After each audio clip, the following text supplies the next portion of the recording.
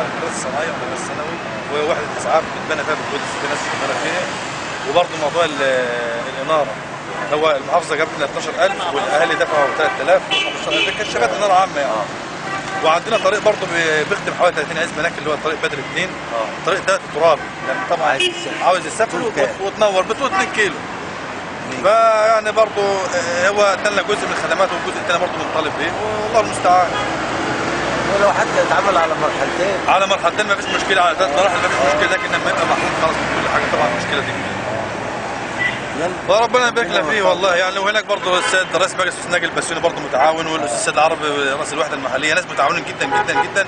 ولكن بيجي نقول له يا سياده المحافظ رئيس المجلس ده متعاون بس ما فيش عنده فلوس. ما هو ايوه، بس هو راجل بيعمل اللي عليه بس مش عنده فلوس يرصف له طريق ولا يعمل يعني الحاجات اللي عليه بيعملها. هو والله في الحال ان هو يعني اغلب مطالب الناس بيحققها.